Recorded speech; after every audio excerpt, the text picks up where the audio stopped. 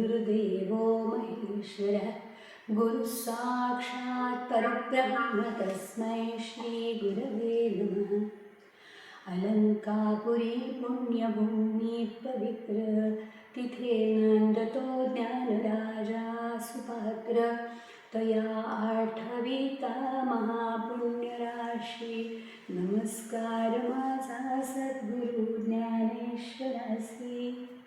कृष्णाय वासुदेवाय हरये परमात्मने प्रणतक्लेशनाशाय गोविंदाय नमो नमः।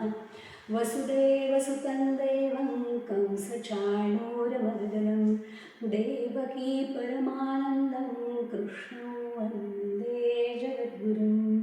श्रीकृष्णं वन्दे जगद्गुरुं। आज तुम्ही ज्या 5 जणी तासाला हजर आहात त्या सगळ्यांना आणि आता 6वी हे जॉईन झाली आहे तर सगळ्यांचं स्वागत या तासामध्ये। आणि 15 दिवसापूर्वी आपण घेतलेलं असल्यामुळे आणि थोडासा मध्ये पुष्कळ ओव्या असल्यामुळे मागच्या 66व्या श्लोकावरचा थोडासा सारांश असा मी घेते ज्ञानेश्वरीच्या ओव्यांचा, म्हणजे मग आपल्याला लिंक लागेल आणि मग आपण त्याच्या पुढच्या ओव्या, कारण सगळं 66व्या ओवीवरचंच विवरण आहे। तर 66वा श्लोक असा होता, सर्वधर्मान् परित्यज्य मामेकं शरणं व्रज अहं त्वा सर्वपापेभ्यो मोक्षयिष्यामि मा शुचः।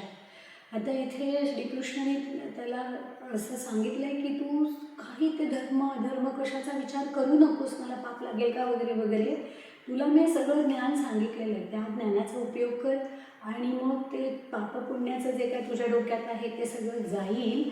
आणि शिवाय मी तुला आणखी एक म्हणजे काय वचन देतो म्हणा, खात्री देतो की तुला जे काय जरी पण वाटतंय मनामध्ये की मला पाप लागेल त्या सगळ्यापासून मी तुला सोडवीन, तुला कुठले पाप लागणार नाही। मग शुचः म्हणजे अजिबात तू शोक चिंता विचार त्याचं सगळं करू नकोस, असा साधारण त्या श्लोकाचा अर्थ आहे।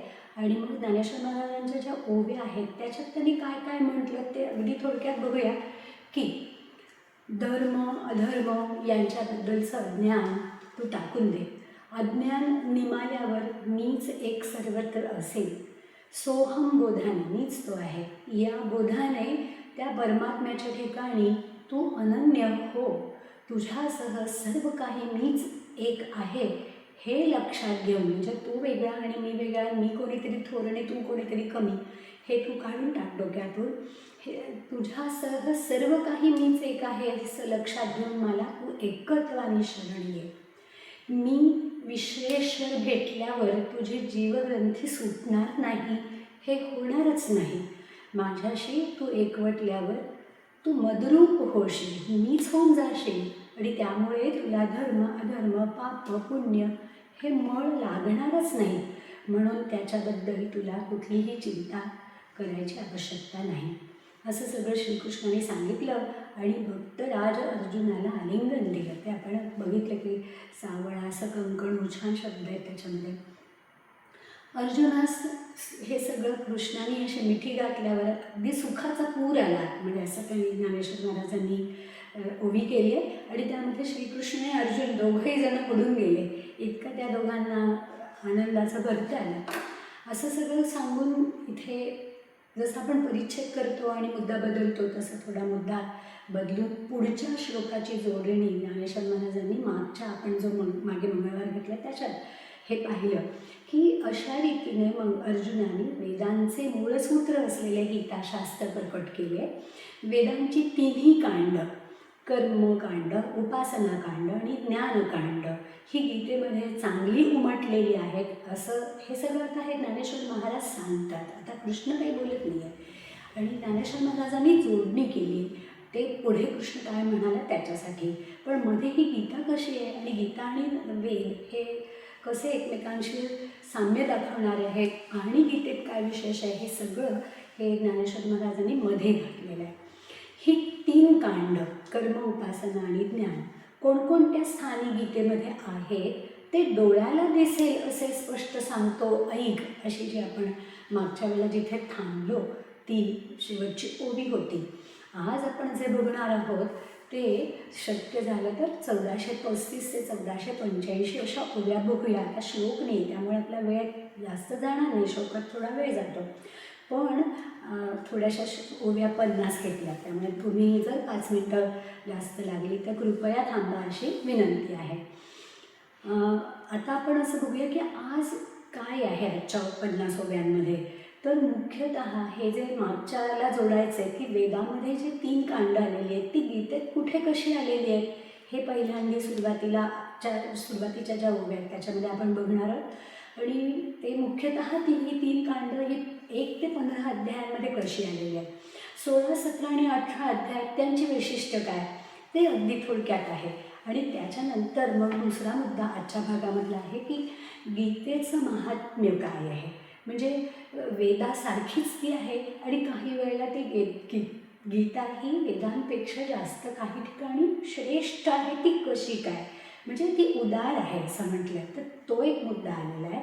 आणि तिसरं आहे की ही जी गीता अर्जुनाला सांगितली, अर्जुनाच्या निमित्ताने सर्वांना आपल्याला प्राप्त झाली, तर ह्या गीताशास्त्राचं चांगलं जतन करायचं असेल आणि ते सांगितल्याप्रमाणे आपल्याला त्याचा उपयोग व्हायला हवा असेल, म्हणजे ती भोगायची, म्हणजे इथे भोगायचे म्हणजे विषयाचा भोग नव्हे, तर परमेश्वर प्राप्तीपर्यंत आपल्याला पुढे जायचं आहे.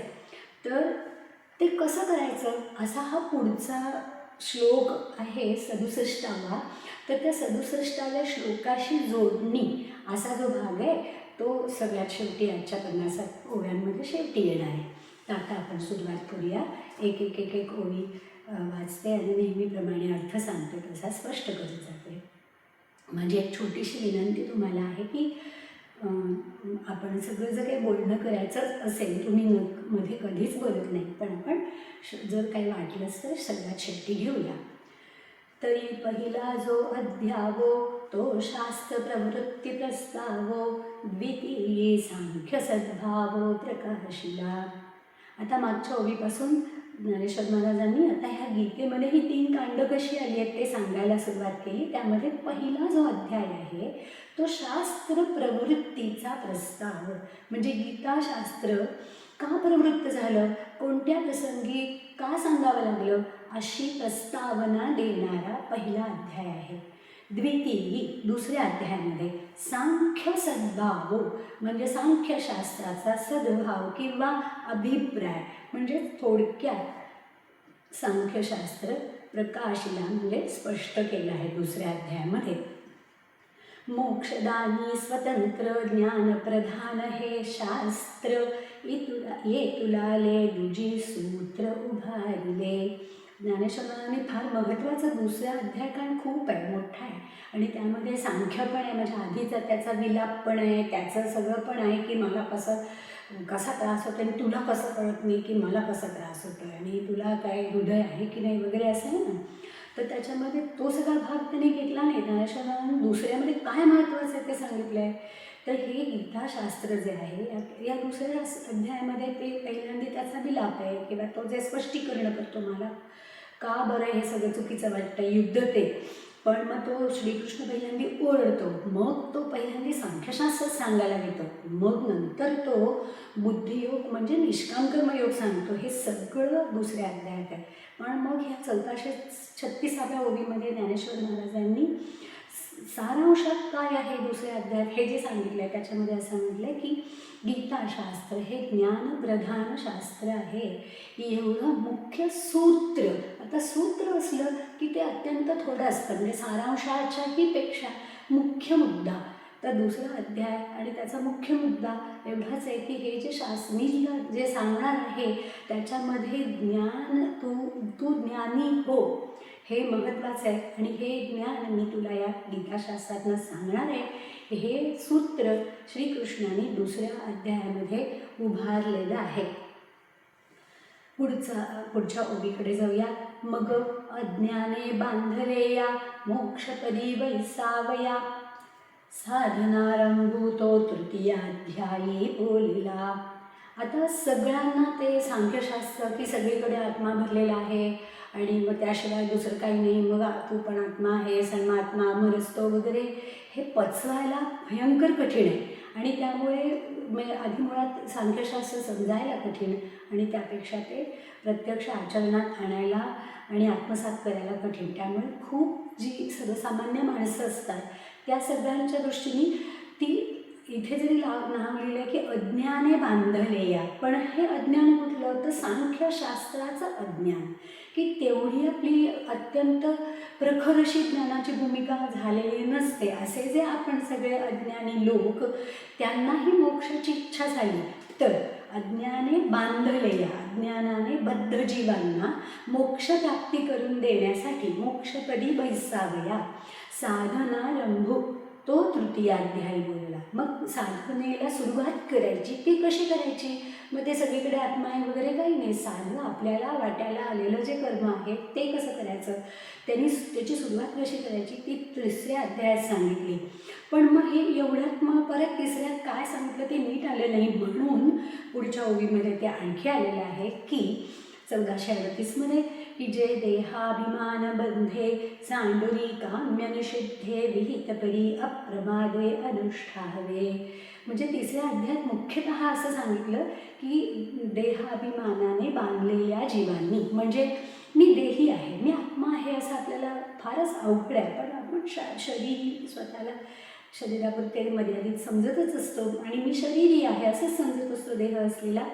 त्यामुळे अशा सगळ्या बद्ध जीवांनी काय करायचं, काम्यकर्म सोडायची. तेही कठीणच आहे, कर्मयोग सुद्धा काही सोपा नव्हे, पण सांगितलं असं की काम्य फळाची इच्छा ठेवून कर्म करू नको, निषिद्ध कर्म तर करूच नकोस, पण विहित कर्म जी तुझ्या वाट्याला येतील जी कर्म ती अप्रमादे न चुकता, जितकं चांगलं कर्म आपल्या वाट्याला आलेलं करता येईल तितकं करण्याचा प्रयत्न कर, तसं अनुष्ठान कर, असं तिसऱ्या अध्यायामध्ये सांगितलं. याला जोडून पुढची आहे, ऐसे निसद्भावे कर्म करावे, हा तिजा अध्यावो जो देवे निर्णय केला ते जाणावे कर्मकांड येथ. मग त्या तिसऱ्या अध्यायामध्ये हे जे सांगितलं की असं कर्म कर आणि सद्भाव म्हणजे शुद्ध भावनेने, असं आपल्या वाट्याला आलेलं कर्म अत्यंत शुद्ध भावनेने कर, हे जे तिसऱ्या अध्यायामध्ये देवांनी सांगितलं, निर्णय केला, ते कर्मकांड होय. म्हणजे आता आपल्याला काय बघायचं आहे की ज्ञानेश्वर महाराजांनी गीतेमध्ये कर्म कुठे आलं, उपासना कुठे आली आणि ज्ञान कुठे आलं, त्यातलं तिसऱ्या अध्यायामध्ये कर्मकांड हा भाग मुख्यतः पूर्ण झाला. आणि आता मग चौथ्यापासून पुढे उपासना कुठे आली ते सांगतात. आणि तेची नित्याधिक अज्ञानाचे आवश्यक आचरता मोचक केली होय पा. आता इथे काय होतं, 40ला ओवीचा अर्थ पूर्ण होत नाही, 40 आणि 41 एकत्र घेतलं की अर्थ पूर्ण होतो क्रियापद. ऐसी अपेक्षा झालिया बद्ध मुमुक्षुते आलिया देवे ब्रह्मार्पणत्वे क्रिया सांगितली.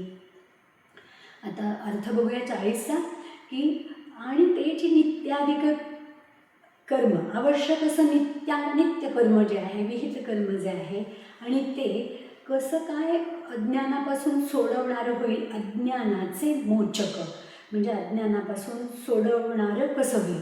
आवश्यक कोणतं तर नित्याधिक आवश्यक असं जोडायचं, म्हणजे नित्याधिक आवश्यक कर्म हे अज्ञानापासून सोडवणारं असं, म्हणजे कसं आचरण केलं तर ते अज्ञानापासून सोडवेल, तर ते पुढे ऐसी अशा एखाद्या माणसाला अशी, म्हणजे एखाद्या साधकाला अशी इच्छा झाली, अपेक्षा झाली की म्हणजेच काय की सोडवा, म्हणजे आपल्याला अज्ञानापासून सुटायला हवं आहे, ज्ञानी व्हायचं आहे आणि हळूहळू ते आत्मज्ञानाच्या सुद्धा ज्या काय पुढच्या पायऱ्या आहेत त्या पायऱ्या आक्रमत जायचं आहे आणि मग मोक्षपद. तर अगदी जन्ममरण परंपरेतनं सुटलो असं जरी नाही वाटलं तरी परमेश्वर प्राप्ती करून घ्यायची असं वाटलं जरी तरी हे सगळे मोक्षच आहेत. तर ह्या जो अज्ञानाने बद्ध मनुष्य आहे त्याला मुमुक्ष म्हणजे मोक्षाची इच्छा जेव्हा होते तेव्हा देवाने म्हणजे श्रीकृष्णाने ब्रह्मार्पणत्वे क्रिया सांगितली.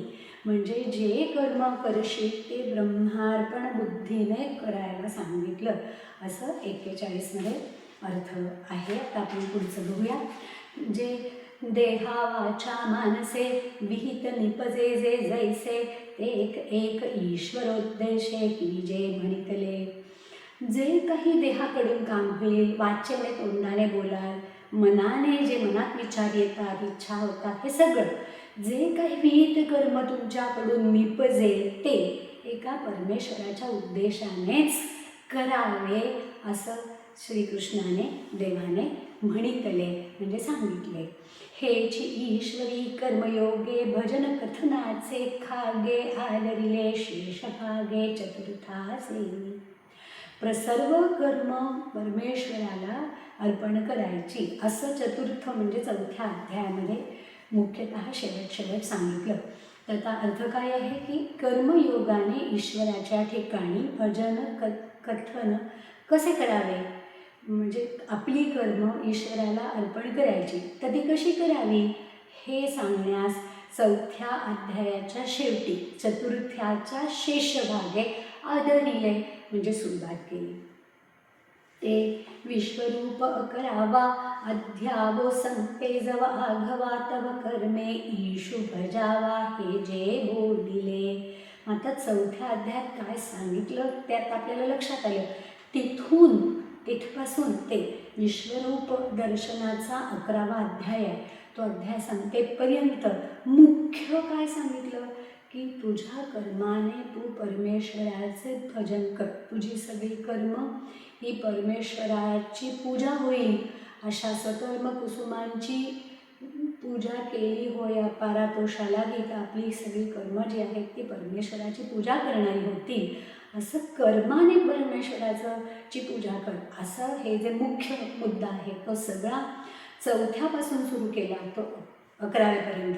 आता तुम्ही सगळे आठवत असाल कदाचित मनामध्ये, तर खऱ्या अर्थाने तसं नाही आहे, म्हणजे अगदी बारीक बघितलं तर. पण फक्त 4 ते 11मधलं मुख्य सूत्र काढलं आहे आणि ते मुख्य सूत्र आहे कर्माने परमेश्वराचं भजन करावं, पूजन करावं. पण असं म्हटलं तर कर्मसन्यासी योग आहे 5वा, मग 6वा आहे त्याच्यामध्ये कुंडलिनी जागृती आहे, 7व्यामध्ये ज्ञान आणि विज्ञान आहे, 8व्यामध्ये साधीभूत साधीदैव कर्म म्हणजे काय असं ज्ञान पण आहे. पण म्हणजे 8व्यात त्यांनी असं कर्मे ईशु पूजावा का असं म्हटलं की जे मनुष्य देह सोडतो त्यावेळेला तू परमेश्वराचं ची आठवण कर तर तो मला येऊन मिळेल. शेवटी परमेश्वराची आठवण करणं हे सगळीकडे त्यांनी म्हटलं. 9व्यामध्ये तर भक्तियोगच आहे की पत्रं पुष्पं फलं तोयम वगैरे योमे भक्त्या प्रयच्छती, ते सगळं त्यात आहे. मग त्याला इच्छा झाली म्हणून त्याने विभूती विचारल्या.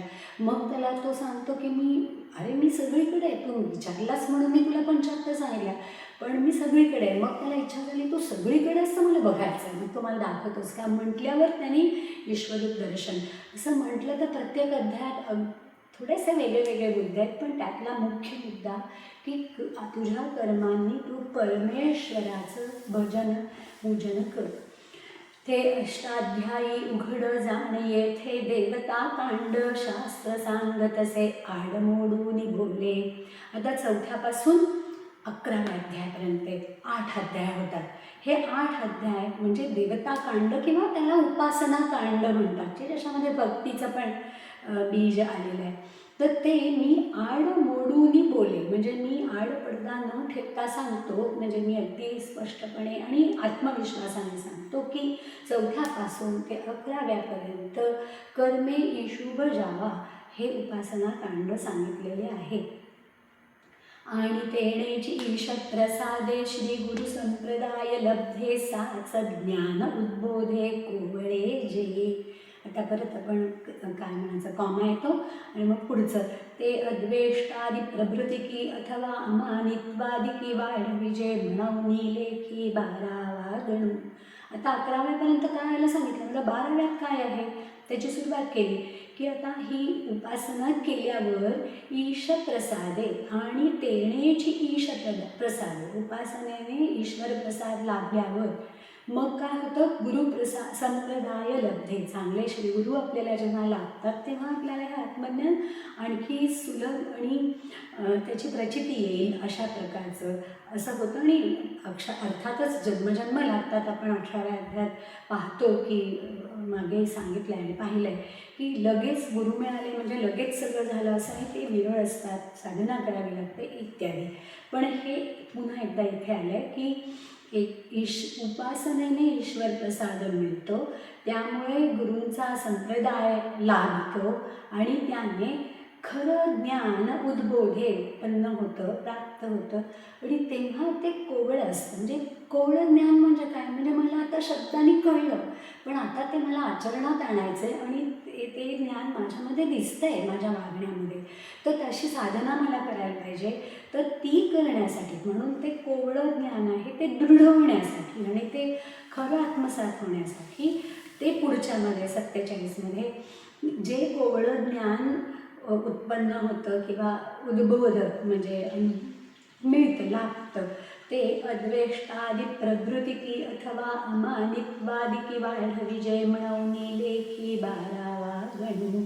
12वा अध्याय मी कशामध्ये धरतो तर अद्वेष्टा म्हणजे भक्ताची, ज्ञानी भक्ताची लक्षणं आहेत अद्वेष्टा असून. तर तो जो 12व्या अध्यायातला 13, 14, 15 हे सगळे पुढचे की भक्त कसा असतो, ज्ञानी भक्त कसा असतो, तर तो अद्वेष्टा सर्वभूतानां वगैरे. तर ते अमानित्व आहे ते 13व्या अध्यायात की ज्ञानी मनुष्याचं लक्षण कसं काय बघितलं तर ज्ञानी मनुष्य दिसेल, तर ते 13व्यामध्ये आहे. तर मग हे सगळं 12व्या अध्यायामध्ये का सांगितलं आहे की जे ज्ञान आता प्राप्त झालं की सगळीकडे मीच आहे, पण आणि तुझ्यासह मी आहे, तू पण तोच आहेस, मीच आहे म्हणजे. तर हे सगळं हळूहळू आत्मसात करत सगळीकडे जिकडे तिकडे पण मीच आहे हे सगळं कधी होईल, तर तू भूतांचा द्वेष करणार नाहीस. मी फक्त या अद्वेष्टादी एवढंच घेते, अमानित, मी काहीतरी केलं आणि म्हणून मला मान मिळावा असं हे जे आहे, ही जी आपली सामान्य माणसाची वैशिष्ट्ये असतात ती सगळी जातात जेव्हा मनुष्य आत्मज्ञानी होतो. तर मग ही जी सगळी वैशिष्ट्ये आहेत की त्या ज्ञानीभक्ताची, त्याच्यामध्ये काय दिसतं आपल्याला, तर ते ही सगळं का सांगितलं तर हे जेव्हा आपण अशा प्रकारची वैशिष्ट्ये आत्मसात करू तेव्हा आपण ते आपल्यामधलं ज्ञान वाढवतो, ते दृढ करतो. तो 12वा अध्याय आदी आणि 15वा अवधी ज्ञान फळपाक सिद्धी निरूपणासी. 12व्या अध्यायामध्ये त्या भक्ताची वैशिष्ट्य, ज्ञानी भक्ताची सांगायला सुरुवात केली. आता इथे 13व्यात काय, 14व्यात काय, 15व्यात काय असं बारीक बारीक ज्ञानेश्वर महाराजांनी लिहिलेलं नाही, पण आपल्याला आठवत आहे काय आहे की 12वा सांगा की 13वे क्षेत्रज्ञ विभाग, शरीर म्हणजे काय, शरीराला जाणणारा कोण, प्रकृती पुरुष विभाग, हे 13वे आहे. 14व्यामध्ये की प्रकृतीच्या बरोबरच सत्व रजतम हे गुण येतात आणि जो ज्ञानी मनुष्य आहे तो ह्या गुणांच्या पलीकडे जातो आणि ते सगळं 14व्यामध्ये आहे. आणि 15वा अध्याय जो आहे तो तर काय संपूर्ण ज्ञानाचा आहे की हे जे सगळं जग आहे त्याला ऊर्ध्वमूल मधशाखम अश्वत्थम प्राहुरव्यम वगैरे नी सुरुवात होते. तो प्युअर पुरुषोत्तम योग जो 15वा अध्याय हा अत्यंत आत्मज्ञानामधला, तसा तत्त्वज्ञानामधला कठीण पण सगळी महत्त्वाची सूत्र त्याच्यामध्ये आहेत अशा प्रकारचं ज्ञान सांगणारा. 13व्यामध्ये पण असंच सगळं ज्ञान आहे. तर असे सगळे अध्याय आहेत. तर तो 12वा अध्याय आदी आणि 15वा अवधी ज्ञान फळपाक सिद्धी निरूपणासी. 12वा अध्यायापासून, आदी म्हणजे पासून, 15वा अवधी म्हणजे 15व्यापर्यंत जे अध्याय आहेत म्हणजे 12, 13, 14 आणि 15 ज्ञान फळपाक सिद्धी निरूपणासी, म्हणजे ज्ञानाच्या परिपक्व फळाची सिद्धता हाच निरूपणाचा विषय. म्हणजे ज्ञान वाढत जातं, म्हणजे ज्ञानी मनुष्याची लक्षणं सांगितली वैशिष्ट्ये 12व्यामध्ये. मग 13व्यामध्ये आणखी ज्ञान सांगितलं, क्षेत्र म्हणजे काय, क्षेत्रज्ञ म्हणजे काय, प्रकृती म्हणजे काय, पुरुष म्हणजे काय, मी निर्माण करतो म्हणजे काय, माया म्हणजे काय, असं सगळं सांगितलं.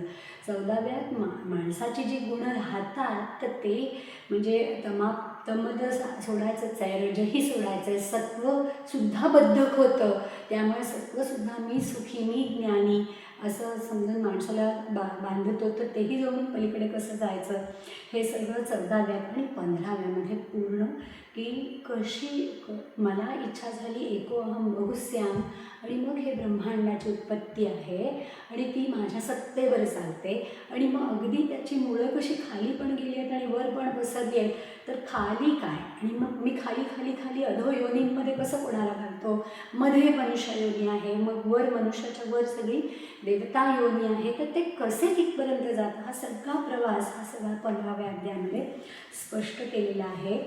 असं थोडं आठवण करण्याचा प्रयत्न केला. म्हणून चहू ही ऊर्ध्वमूळांती अध्यायी ज्ञानकांड ये ठाये निरूपिजे.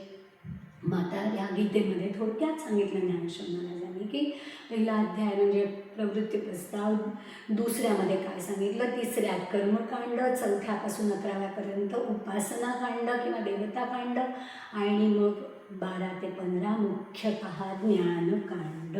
म्हणून या 12 ते 15 या 4 अध्यायांमध्ये कुठपर्यंत, ज्याच्यामध्ये ऊर्ध्वमूळ हे सांगितलेलं आहे शेवटच्या म्हणजे 15व्यात, अंतिम म्हणजे 15व्या 4तला शेवटचा त्या 15व्या अध्यायापर्यंत हे ज्ञानकांड आहे, त्याचं निरूपण केलेलं आहे गीतेमध्ये, असं त्यांनी ज्ञानेश्वर महाराजांनी म्हटलं.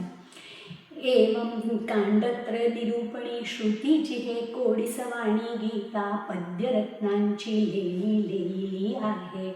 आता मागच्या वेळेला बघितलं होतं की वेदांचंच काहीतरी प्रतिबिंब गीतेमध्ये उमटलेलं आहे, जे काय वेद आहे ना त्याचा सार तुम्हाला गीतेत मिळणार, तर ते का मी म्हणतो आणि मग मी स्पष्ट करतो, असं करून काही भाग आपण मागच्या वेळेला पाहिला आहे आणि आता परत एकदा ते त्याला जोडतात. अशा रीतीने वेदामध्ये जी 3 कांड आहेत, श्रुती म्हणजे त्यातलीही आणखी काही वैशिष्ट्यपूर्ण महत्त्वाचा ज्ञानाचा भाग असलेली उपनिषद श्रुती, तर ही 3 कांड असलेली ही गीता ही श्रुतीच आहे, कोडीसवाणी म्हणजे गोजीरवाणी, जी गीता पद्यरत्नांची लेणी लिहिली आहे. गीतेमध्ये गद्य नाही आहे, म्हणजे सगळं पद्यात आहे गीता, तशी ती लिहिली आहे. हे असो कांडत्रयात्मक श्रुती मोक्षरूप फळ एक बोभावे, जे आवश्यक ठाकावे म्हणून.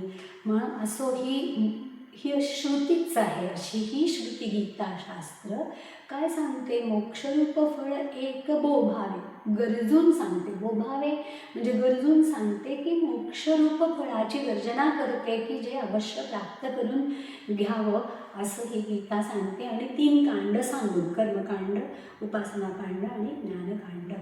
तयासे निसाधन ज्ञानेसी वैर करी, जो प्रतिदिवशी तो अज्ञान वर्ग षोडशी प्रतिपादिजे. आता 15पर्यंतच सांगितलं होतं.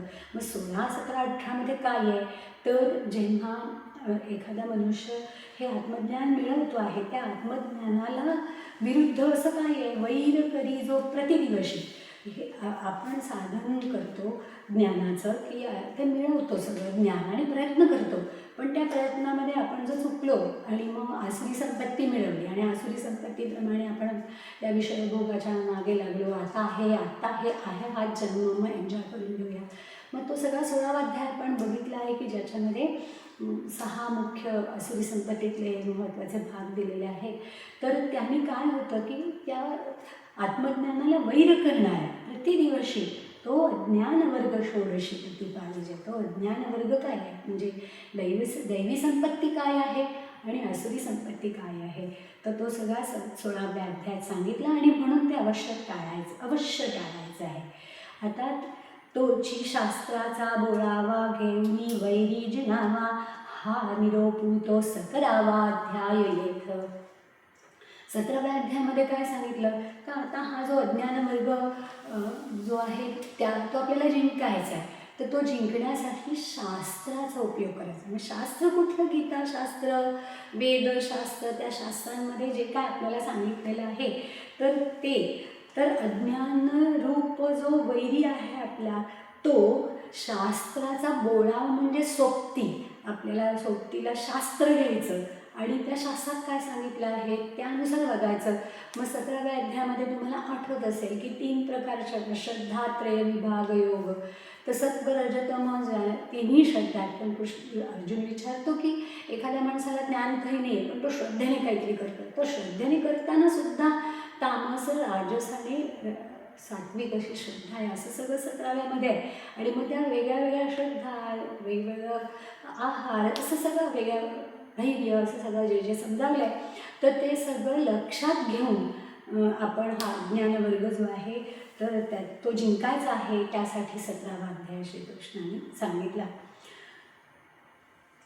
ऐसा प्रथमाला गोनी 17वा लाणी करुणी आत्मनिश्वास विवरुनी दाविला देवे.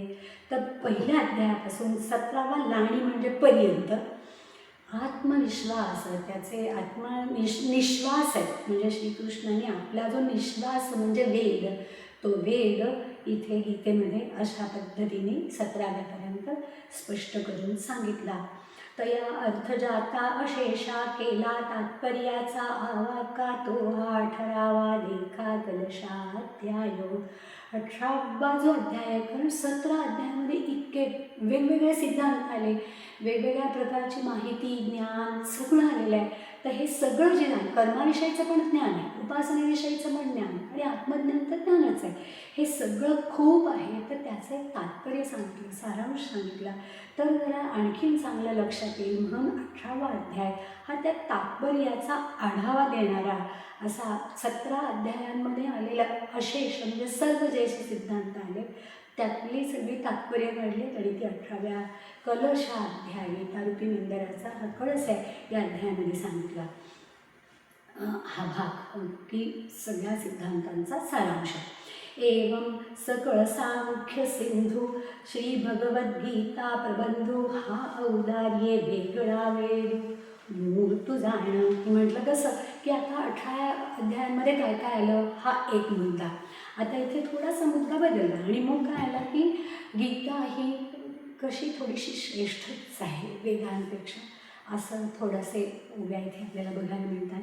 एवं सकळ सांख्य सिंधू, सगळा सांख्य ज्ञानाचा समुद्र अशी ही भगवद्गीता आहे. हा प्रबंध म्हणजे काव्यग्रंथ आहे. हा औदार्य आगळा वेद मूर्त जाणं, म्हणजे वेदापेक्षा उदारतेमध्ये वेगळाच असा पण मूर्तिमंत वेदच. म्हणजे वेदामध्ये जे सांगितलं आहे ते सगळं गीतेमध्ये आलेलं आहे, पण त्याचं आणखी एक वैशिष्ट्य आहे की ते उदार आहे.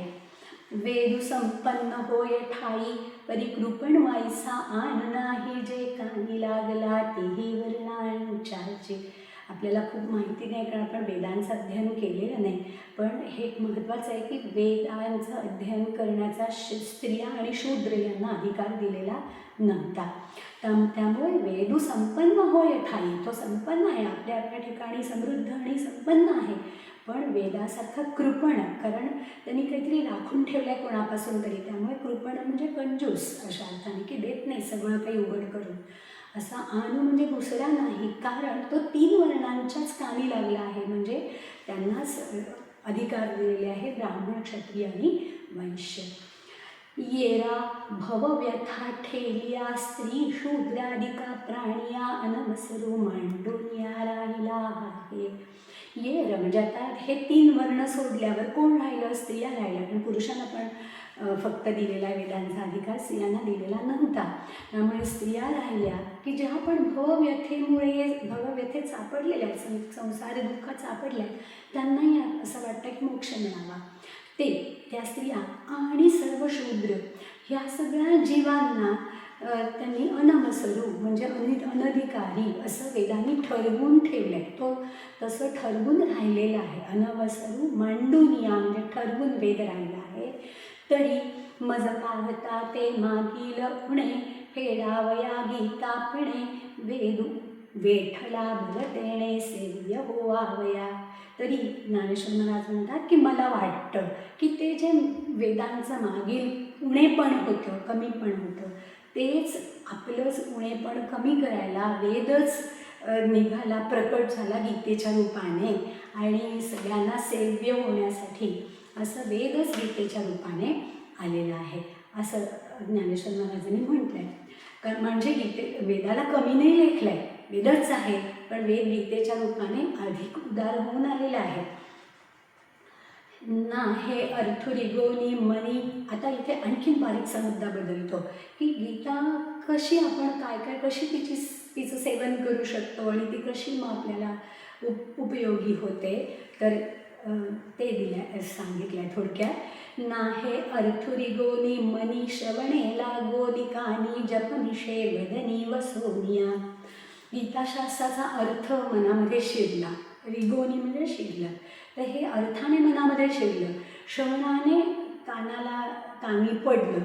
आणि काही लोक रोज रोज पूर्ण गीता म्हणणारे पण आहेत, त्यामुळे जपच जणू काही गीतेचा करतात. असं जपनिषे, जपाच्या निमित्ताने मुखामध्ये गीता राहते. असा ये गीतेचा पाठ जो जाणे तयाचे सांगातीपणे गीता लिहोनी वाहणे पुस्तक मिशे.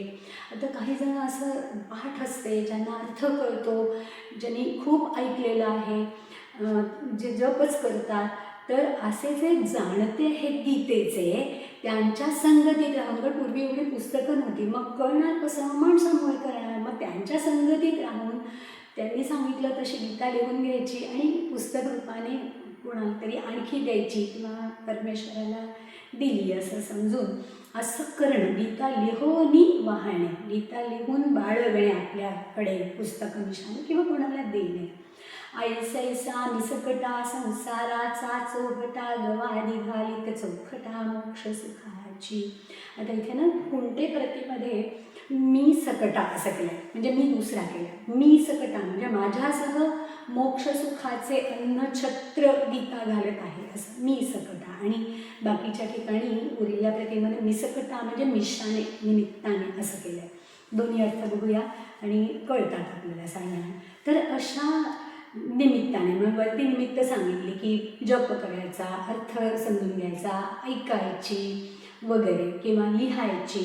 तर अशा सर्व निमित्ताने संसाराच्या चव्हाट्यावर गीताशास्त्राने मोक्षसुखाची, शुद्ध अशा गीताशास्त्राने मोक्षसुखाची गवांधी घातली आहे, म्हणजे अन्नछत्र घातलं आहे किंवा गीतेच्या रूपाने वेदाने संसाराच्या चव्हाट्यावर हे मोक्षसुखाचं अन्नछत्र घातलं आहे की या आणि लाभ घ्या. परी आकाशी वसावया पृथ्वीवरी बैसावया रविदीप्ती रहाटावया आवारू नभ. मला सुरुवातीला कळलं नव्हतं, पण परत एकदा थोडा विचार केला या ओळीचा अर्थ जरा कळल्यानंतर की आकाशात संचार करण्यासाठी, पृथ्वीवर बसायला किंवा सूर्याची किरणं पसरायला एक काय आहे ठिकाण, तर आकाशच आवार असतं. आता अर्थाने पूर्ण होणार पुढच्या ओळीत. तसं काय, तर तेही उत्तम अधम ऐसे सेविता कवणा तेही न पुसे कैवल्यदाने सरिसे निववीत जगा. तर ही अशी उत्तम एखादा मनुष्य जो गीतेचं सेवन करतो, कुणी लिहितो, कुणी वाचतो, कुणी ऐकतो, मग तो उत्तम आहे का अधम आहे असा विचार न करता, कोणालाही गीता विचारत नाही की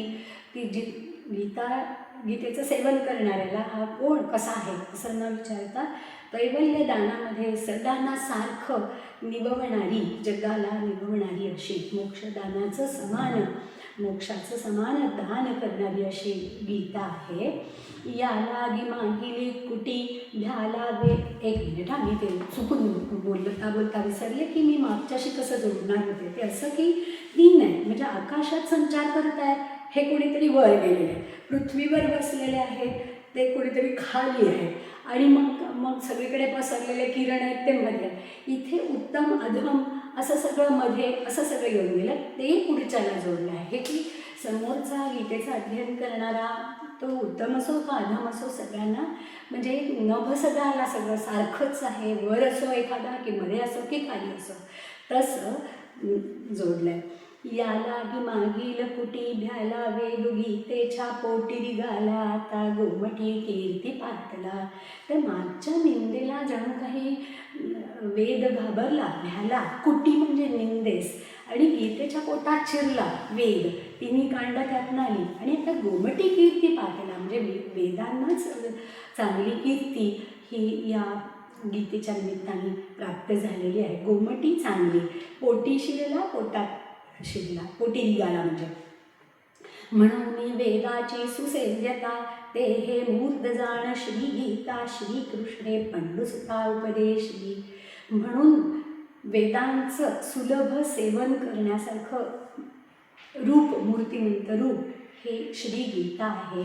आणि ही श्रीगीता श्रीकृष्णाने पंडुसुताला म्हणजे अर्जुनाला सांगितली, तिचा उपदेश केला.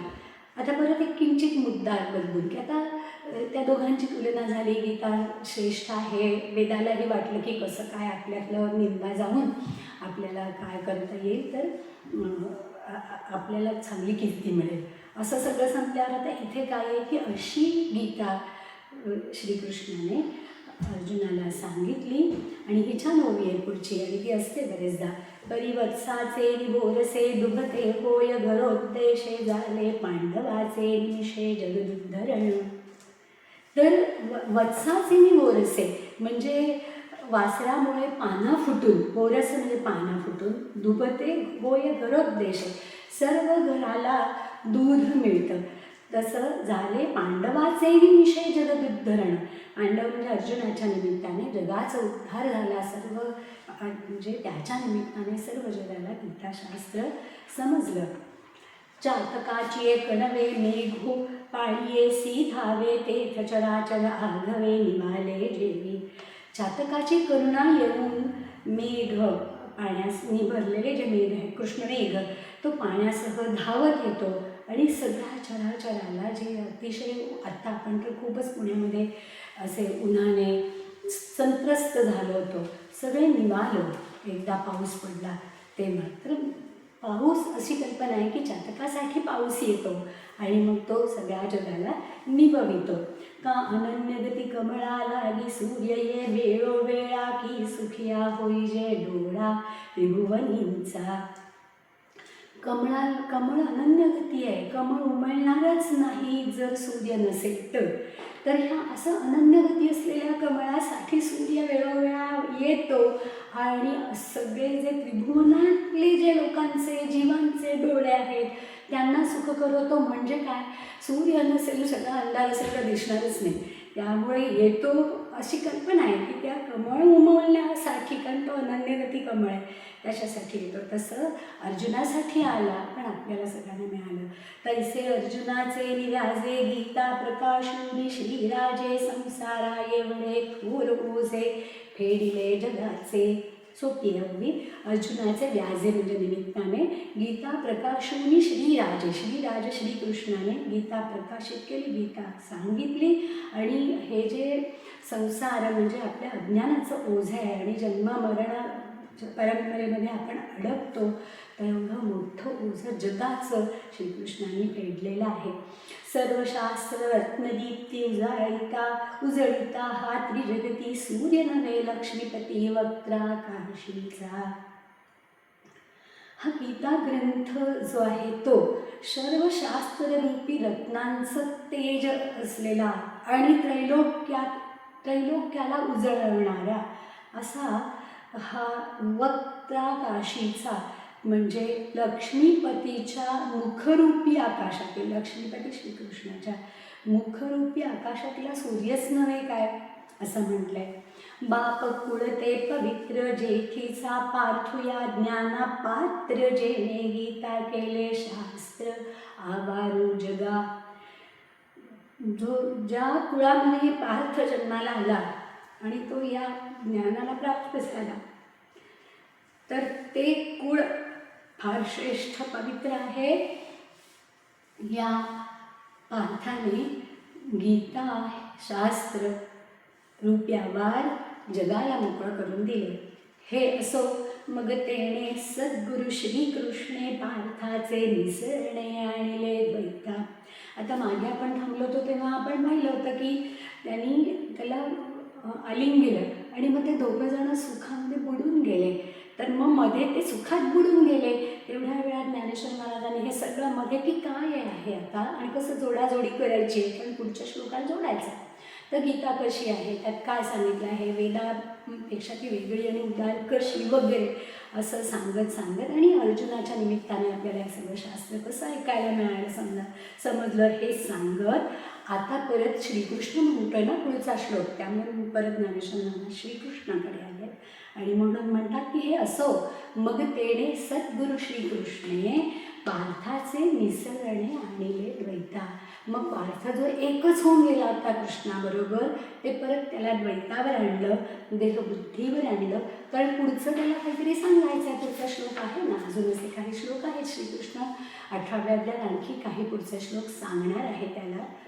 पाठी म्हणतसे पांडवा शास्त्र हे मानले की जीवा तेथ ये रुमणे देवा आपुलिया कृपा. मग तो विचारतो नंतर श्रीकृष्ण पांडवाला की हे शास्त्र तुझ्या जीवास म्हणजे तुझ्या मनाला पटलं का? कारण मी आता खूप वेळ तुला सांगितलं रणांगणावर, पण तुला पटलं का?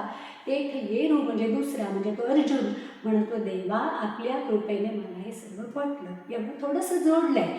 ॲक्च्युली असं तुला हे पटलं का वगैरेचा जो मूळ श्लोक आहे तो अजून थोडा पुढे येणार आहे, पण हे जोडाजोडी करण्यासाठी ही ओबीमध्ये आलेली आहे. तरी निधान जोडावया भाग्य घडे गा धनंजया परी जोडिले भोगावया विपाये पूर्य.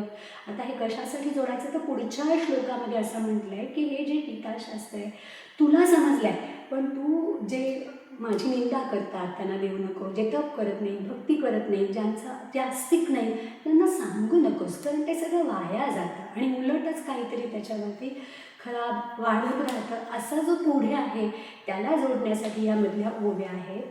तर त्यात असं म्हटलं आहे की निधान जोडावया भाग्य घडे गा धनंजया. एखादं निधान आपल्याला ठेवा संपत्ती मिळवण्यासाठी सुद्धा भाग्य आवश्यक आहे. ते एक वेळ घडेल, ते एक वेळ मिळेलही, निधान मिळेल, पण निधान जोडलेलं भोगता आलं पाहिजे ना. संपत्ती खूप मिळाली पण ती भोगायला जमलंच नाही कारण ती खूपच उशिरा मिळाली किंवा कशी भोगायची हे कळलं नाही. तर विपाय म्हणजे कदाचित क्वचितच भोगायचं भाग्य सगळ्यांच्या नशिबात असतं. आता त्याला एक उदाहरण दिलं आहे. पै क्षीर सागरा येवळे अविरजी दुधाचे भांडे सुरा केवळे मथिता झाले. जेव्हा समुद्रमंथन झालं तेव्हा क्षीरसागरा एवढं न विरजलेलं दुधाचं भांडं जे होतं त्याचं मंथन केल्यावर सुर आणि असुर म्हणजे देवांना आणि दैत्यांना केवढे कष्ट पडले. ते सायासही फळा आले जे अमृतही डोळा देखले बरी वरी चिल चुकले जतनेचे. आता हे सगळं करत असताना दैत्यांच्या वाट्याला खरं म्हणजे अमृताचा कुंभ आला होता, त्यामुळे त्यांचे कष्ट फळाला आले होते. त्यांनी अमृत डोळ्यास देखील नाही त्यांना हातात आलं होतं, पण त्या अमृताचं जतन कसं करायचं, रक्षण करायचं कसं, म्हणजे वरीचिल म्हणजे नंतर त्याचं काय करायचं जतन रक्षण, त्याला ते चुकले. ते चुकले म्हणजे काय झालं, ते मरतवा भोगरिले ते मरणाची लागी झाले भोगो नेणता जोडले ऐसे आहे. आता तिथे काय झालं ती गोष्ट तुम्हाला माहिती आहे की आता आपण जास्त जायला नको, पण विष्णूने मोहिनीचं रूप घेतलं आणि ते भुलले कारण दैत्यच आहेत, त्यांना इच्छा झाली अरे काय आहे, मग त्यांनी त्याच्या हातातच देऊनच टाकला अमृताचा कलश किंवा कुंभ आणि त्यामुळे त्यांच्याकडनं तो देवांकडे आला. त्यामुळे ते अमरत्वासाठी जे वाढलेलं होतं त्यांना मिळालेलं होतं, भोगविले म्हणजे वाढले, ते दैत्यांना मरणाच्यासाठीच नेमकं आलं. कारण मग हे अशी सगळी ती गोष्ट आहे. त्यामुळे एखादी गोष्ट मिळालीच आपल्याला सुदैवाने तरी ती कशी भोगायची, त्याचा उपयोग कसा करून घ्यायचा हे जर आपल्याला कळलं नाही नेणता, तर हे असं जोडलेलं जे आहे ते नेणलं नाही कसं भोगायचं तर असं होतं. अजून एक गोष्ट याच्यामध्ये पुढे आली आहे. नवशू स्वर्गाधिपती झाला तरी राहाटी भांबावला तो भुजंगत्व पावला निरसी काये.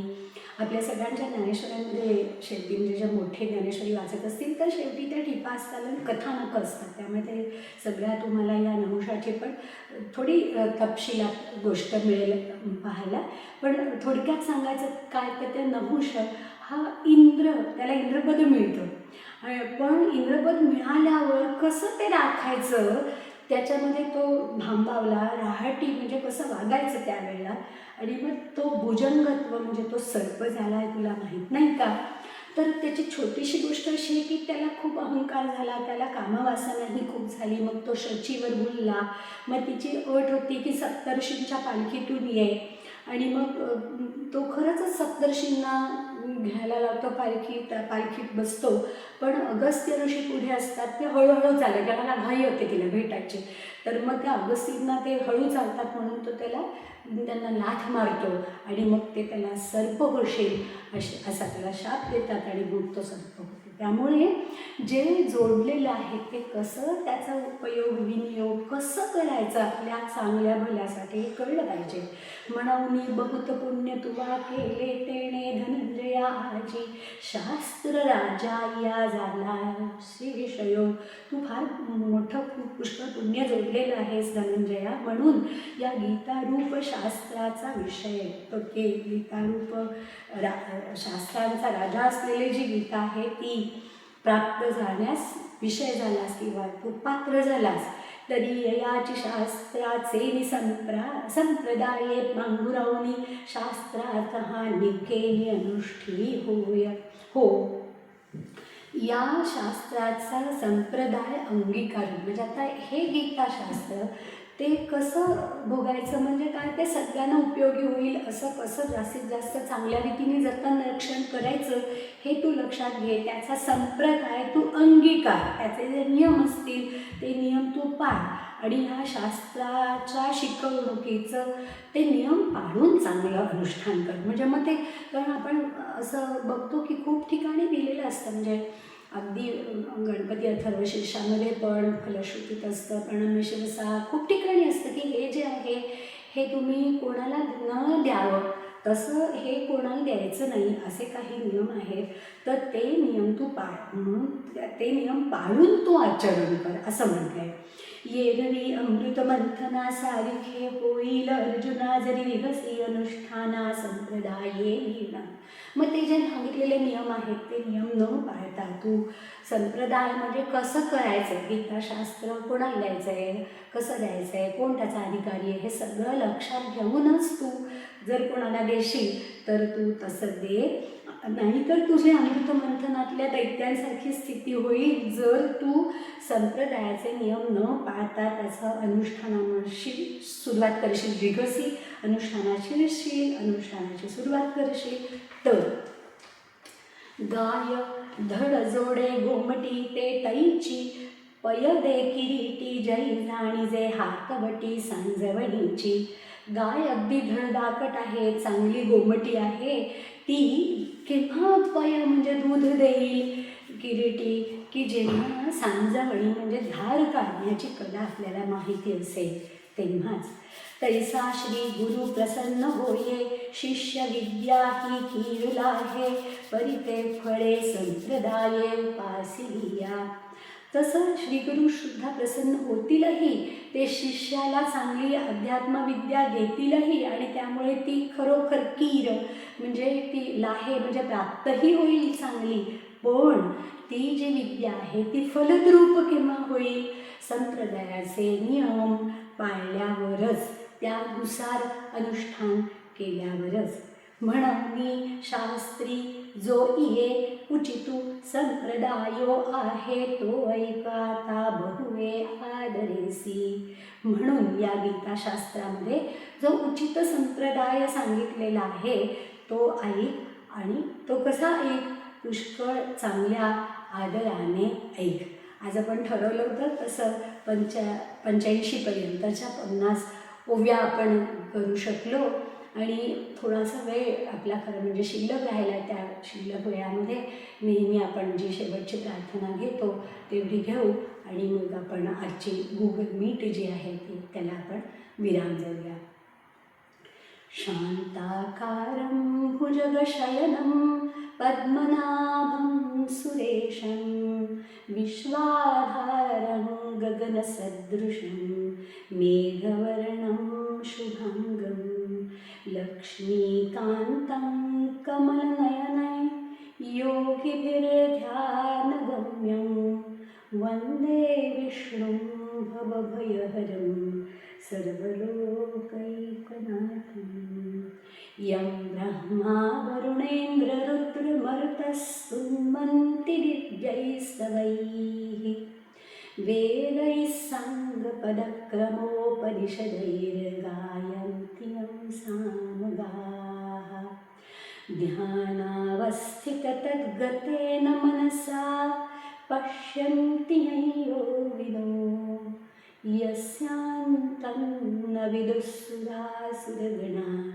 देवाय तस्मै नमः देवाय तस्मै नमः देवाय तस्मै नमः भगवान गोपाल कृष्ण महाराज की जय श्रीमद्भगवद्गीता माता की जय ज्ञानेश्वर महाराज की जय जय जय रघुवीर समर्थ भारत माता की जय भेटूया